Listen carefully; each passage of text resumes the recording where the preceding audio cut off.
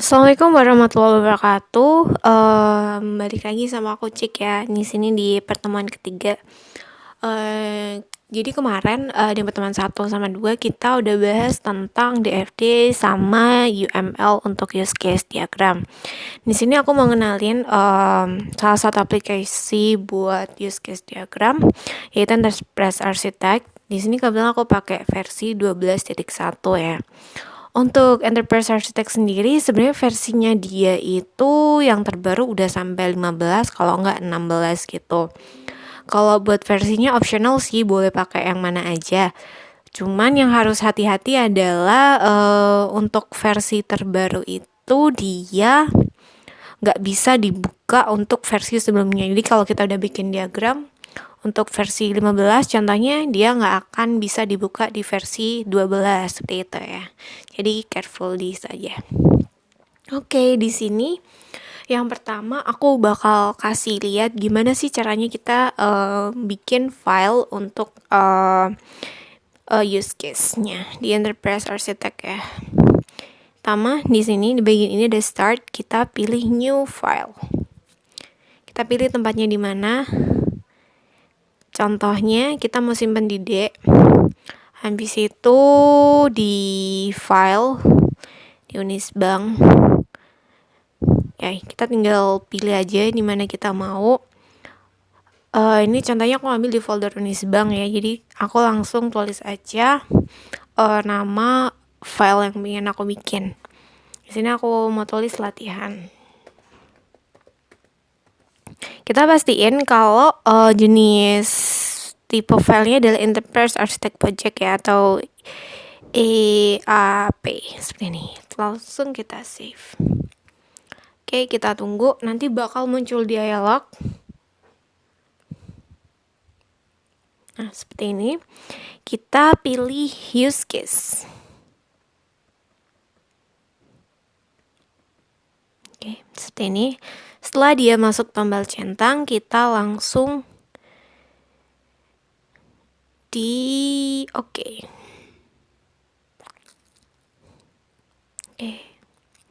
Nah, di sini di bagian project browser, di sini adalah bentuk manajemen dari sistem project kita. Di sini ada model seperti ini. Dia nanti akan memiliki namanya use case model karena tadi kita memilih untuk membuat use case ya. Di sini kalau kita buka lagi ada berapa bagian.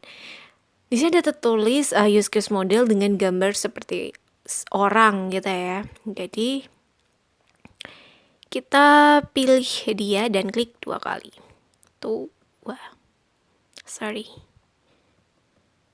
Oke. Seperti ini. Jadi dia nanti akan muncul bentuk simbol seperti ini kayak petunjuk aja. Kita Ctrl Alt, kita delete. Nah, hilang. Di sini aku bakal kasih contoh gimana sih cara kita bikin buat use case-nya. Seperti yang kemarin di pertemuan kedua aku udah cerita ya sama teman-teman semua kalau ada beberapa bagian dari use case diagram. Ini salah satunya adalah aktor atau dia adalah pelaku. Gimana kita bisa membuat aktor? Caranya adalah di tools box seperti ini, kita ambil seperti ini, kita seret. Jangan dilepas, cukup diseret. Kita lepas, bisa kita kasih nama. Di sini aku pengen bentuk sebuah sistem untuk transportasi ya. Jadi aku di sini mau tulis penumpang. Langsung di enter. Nah, jadi ada satu aktor di sini. Selain aktor penumpang, kemungkinan besar untuk sebuah sistem yang menyangkut transportasi, di sini ada kondektur. Contohnya ya, jadi sama kayak yang tadi. Kita klik, habis itu langsung kita seret, kita lepas. Kita tulis kondektur, langsung enter.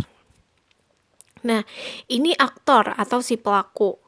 Lalu untuk menambahkan use case-nya gimana? Caranya sama. Jadi use case di bawahnya aktor, kita tarik, kita lepas, langsung kita tulis si maunya si aktor ini apa sih gitu. Contohnya di sini aku mau bikin membeli tiket ya. Jadi kalau membeli tiket harus ditulis membeli tiket, jangan cuman membeli ya. Dia nggak perlu terlalu detail, cuman dia harus lebih spesifik dari hal yang umum. Seperti ini. Lalu apa yang dilakukan oleh kondektur? Dia menarik, dia mencetak tiket. Ini contohnya seperti ini ya. Oke, di sini kita udah lihat untuk use case dan juga aktor. Lalu gimana bentuk relationnya? Cara kita menambahkan relation adalah dengan kita klik aktor sampai keluar 3 ini, habis itu yang tombol panah kita tarik sampai ke bagian simbol yang use case-nya. Di sini kita bisa pilih bentuk relation yang kita mau. Saya pilih association di sini karena association tuh kayak bentuk paling umum dan bentuk yang general. Jadi dia tidak memiliki tanda-tanda atau perintah khusus. Dan memang secara umum semua bentuk relation antara aktor dan juga use case adalah menggunakan association. Seperti ini. Oke. Baik, di sini untuk mempersingkat waktu, aku langsung bikin ke bentuk use case yang udah jadi ya di sini ya. Jadi kayak yang sebelumnya itu semua metodenya sama gitu. Cuman untuk perrealisasiannya nanti kalau udah jadi kira-kira kayak gini. Nah, tadi kan aku baru ngobrol nih masalah use case sama aktor dan relation yang general seperti ini. Jadi dalam use case diagram itu ada istilah include dan extend. Include seperti ini dan juga extend seperti ini. Gimana cara nambahinnya? Kita harus tarik yang tadi, habis itu kita pilih include seperti ini. Jadi functionnya include itu adalah untuk dia memberikan tanda bahwa proses di use case A harus diikuti dengan use case B, seperti itu. Dan dia akan terpotong dengan extend. Jadi bila ada tanda extend, berarti proses tersebut tidak harus diklasifikasikan menjadi satu bentuk include-an yang sama. Apa sih fungsinya include sama extend? Jadi fungsi include sama extend ini nanti akan berpengaruh pada diagram aktivitas yang ingin kita buat. Ya, di sini. Selanjutnya setelah kita paham maksud dari include dan extend, kita mau tahu nih gimana caranya untuk membuat diagram activity. Di sini, seperti ini, kita klik bagian nomor 3 di project browser.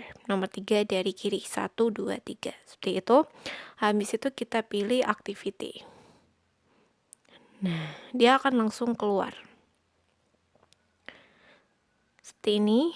Oke. Di sini untuk activity-nya kita bisa mulai dari bentuk tools box ini. Untuk pertama atau untuk start kita menggunakan initial seperti ini. Jadi setiap bentuk activity dimulai dengan simbol initial.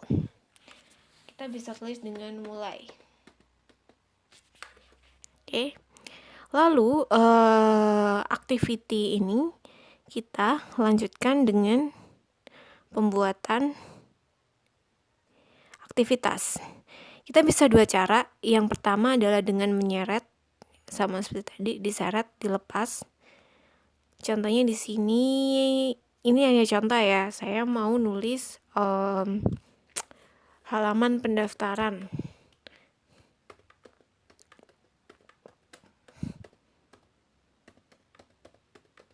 Oke, seperti ini. Halaman pendaftaran. Jadi yang Sorry, ini berantakan sekali ya. Oke, saya tadi lupa ya, belum cerita nih gimana caranya untuk menghapus use case atau juga aktor dan lain-lain. Kita nggak bisa langsung hapus dari sini. Kita delete, dia nggak bisa. Yang di sini di bagian projectnya ini, manage project, dia bakal masih kelihatan. Jadi cara terbaiknya adalah kita menghapusnya melalui ini. Sini. Kita bisa lihat. Kita hapus. Kita yes. Ya, dia akan langsung hilang. Itu yang cara kedua, dan ini menurut saya adalah yang paling efektif ataupun efisien adalah dengan menggunakan tanda panah, lalu kita tambah activity dengan control flow. Activity, setelah itu control flow. Biasa kita tunggu, habis itu kita bisa nulis masuk halaman pendaftaran, di enter seperti ini. Oke, untuk activity yang lain dia juga sama. Kita pilih activity, control flow, dia akan seperti ini. Contoh kita masukkan username. Oke, udah jadi kira-kira kayak gitu. Jadi untuk diagram activity ini ada beberapa bentuk yang ada ya. Di antaranya tuh kayak simbol, nanti ada namanya simbol join dan juga frog seperti ini. Fungsinya dia adalah untuk memisahkan ataupun untuk menggabungkan seperti ini ya. Oke, ada juga simbol merger. Mana merger? Ini. Merger and decision. Ini untuk decision. Dan ini untuk merger. Sebenarnya dia sama. Sama seperti frog dan join. Seperti ini. Dia berfungsi adalah untuk menyatakan benar atau salah ya. Kira-kira seperti itu. Dan kita langsung menuju ke contoh yang sebenarnya activity. Saya mau login di sini. Oke, ini masuk. Ini adalah salah satu contoh dari use case diagram yang pernah saya buat di semester 2 sebelumnya. Ini project saya bareng Bu Novita Mariana ya pada saat itu. Seperti ini, kira-kira ini adalah hanya untuk halaman login. Jadi membuat use case diagram ini bisa dibilang kompleks ya. Kita bisa lihat di sini. Di sini saya mulai dengan initial. Nih. Saya pakai yang ini untuk ini. Setelah itu saya menggunakan aktivitas. Di sini saya bentuk aplikasi yang ingin saya buat adalah kita bisa langsung memilih login atau membuat akun dalam satu bentuk halaman yang sama gitu. Jadi saya langsung frog bagiannya dengan simbol seperti ini. Ini adalah fungsi dari simbol ini. Setelah itu saya membagi dia menjadi 2. Di sini saya mau dia login, yang sini saya mau dia buat akun. Ada 2 conditional yang ada di sini. Ini adalah bentuk merger atau pecahan dia benar atau salah.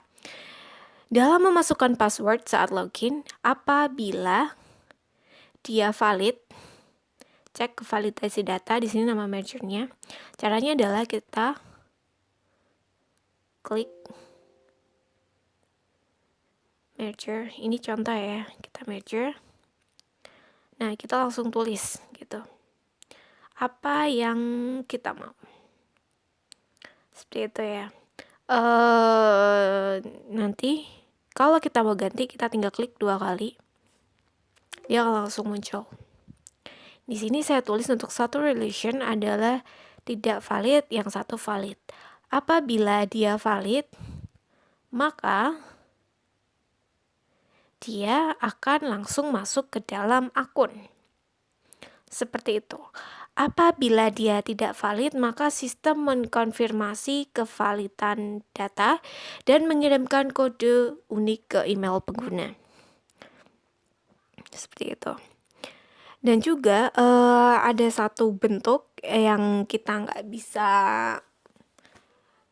pungkirin ya, kita nggak bisa bikin cuma salah satu. Apabila kita bikin frog or join, apabila kita meng-frog atau membagi, kita harus menjoinkannya kembali. Ini. Jadi minimal harus ada 2 atau bisa dibilang 2 atau kelipatannya.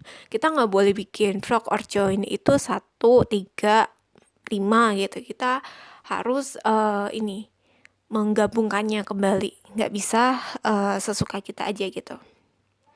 Kayak di sini contohnya seperti ini ya. Ini salah satu bentuk saya adalah aktivitas untuk login dan juga pembuatan akun yang kebetulan saya buatnya adalah untuk satu bentuk halaman yang sama. Dan juga untuk bagian akhir halaman kita nggak boleh lupa untuk menambahkan ini atau final di sini. Kita masuk ke project latihan kita tadi ya. Ini. Jadi kalau dia udah jadi, kita langsung klik sini. Sama kayak tadi pakai Fana, langsung kita pilih final. Selesai. Nah, seperti ini. Ya, jadi dia ada berapa komponen wajib. Yang satu adalah initial atau awalan, setelah itu bentuk activity-nya dan harus diakhiri dengan final. Untuk merger dan juga frog or join itu adalah option, jadi tidak diwajibkan untuk suatu activity dia punya seperti itu. Di sini ada contoh lain untuk project saya yang sebelumnya. Coba. Di sini ada pembelian tiket ya. Dia bentuknya sama. Akan membentuk sebuah sistem yang kira-kira bentuknya seperti ini. Saya sudah memakai semua yang pengen saya bentuk. Di sini ada initial, saya perkecil aja. Ada initial, ada activity, ada frog or join, dan juga ada bentuk yang seperti ini. Ada measure. Dan kita nggak boleh lupa yang terakhir harus ada final. Di sini kebetulan karena saya menggunakannya adalah dengan 2 aktor untuk aktivitas include-an yang sesuai use case yang ini. Pembelian tiket dia menggunakan 2 aktor. Beli tiket, di sini kita bisa include. Di sini adalah saya menggunakan pengguna dan sistem. Jadi untuk aktivitasnya saya sama. Saya menggunakan Streamline. Di sini fungsinya adalah untuk memetakan bentuk kerja dari si aktivitas tersebut. Cara membuat Streamline adalah kita klik kanan. Kita pilih Streamline di sini. Kira-kira di tengah ini. Kita new, contohnya adalah pembeli. Dan kita new lagi sistem. Seperti ini. Untuk setiap aktor dalam satu aktivitas maksimal menggunakan 3 aktor. Jadi kita nggak boleh bikin lebih dari 3. Apabila kita mau hapus, tinggal di delete aja. Seperti ini. Dia bisa disesuaikan dengan di mana letak kita akan menaruh use case, menaruh activity-nya. Ada pembeli, di sana ada sistem. Dan kalau kita mau delete, kita klik kanan, Streamline lagi. Habis itu kita choose yang mana yang mau di delete, kita delete, oke. Dan ini kita oke. Dia akan hilang seperti itu ya, kira-kira ya. Oke, thank you for everyone. Di sini aku jelasin untuk bentuk konsepnya aja ya dulu ya, karena untuk pembuatan use case-nya menggunakan waktu yang cukup lama. Jadi aku pakai project yang pernah aku buat aja. Semoga paham ya kira-kira kayak gimana. Emang kalau kita bikin activity dia cenderung semuanya kompleks. Jadi nggak bisa activity yang sederhana, karena activity itu dia nanti akan berpengaruh kepada bentuk aplikasi, entah itu aplikasi web, aplikasi Android, atau aplikasi apapun yang pengen kita buat. Semakin jelas activity yang kita buat, maka itu akan semakin mempermudah kita untuk mendesain bentuk dari aplikasi tersebut. Oke, makasih semuanya. Assalamualaikum warahmatullahi wabarakatuh.